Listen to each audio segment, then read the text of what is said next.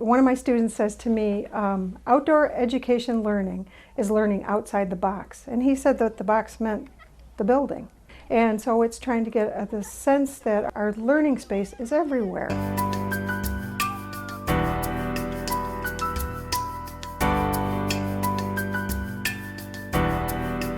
The challenge of doing place-based education is going to be how to think about environmental stewardship in an urban area, because people think of nature as something not urban. We're asking teachers to trace the deep cultural roots of our particular region that have led to specific problems here that are linked to the Great Lakes. And we're asking them to look at what the strengths are in their community that already exist that they could build on with their students to help revitalize our region. We have some tires, so let's gather them up. One of you can go and get that one. Now one of you can get that one, and we'll mark the area. We go around and we mark places where we see abandoned tires, and then a couple days later we follow Detroit Public Waste, and the students roll the tires onto the truck, and we take those tires to Cass Community Social Services. And there they take the tires, they recycle them, and they turn them into mud mats. And then they sell those mud mats, and all the money goes right back to Cass, and they employ homeless people. They have shelters for people who've lost their homes in fires.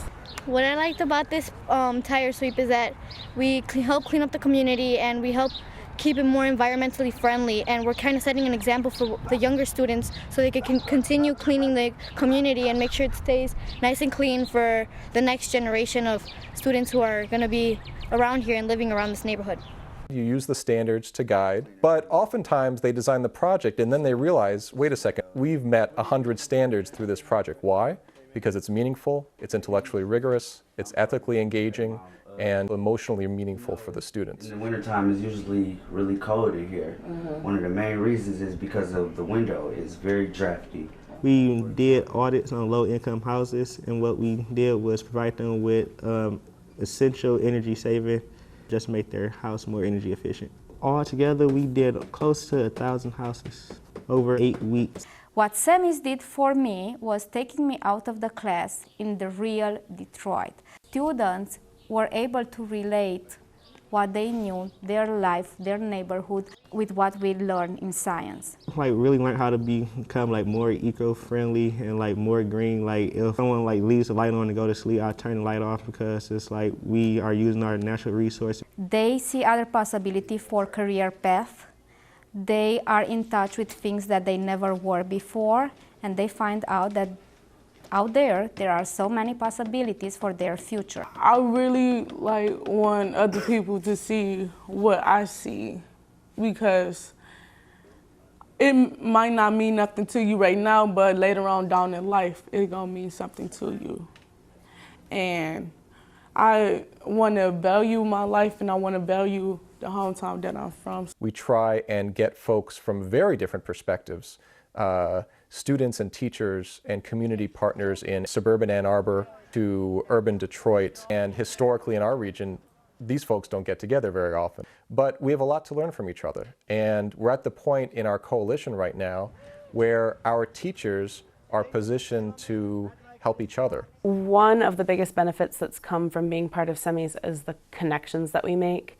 I've personally been able to partner with another local teacher at a local school. We've had our kids come together, we've seen what they're doing at their program, and they've come here and seen what we're doing at our program. So that just increases the motivation, makes you feel not so alone. One of the reasons why we chose this school is because the fact that they go outdoors and that they get to spend time out in nature.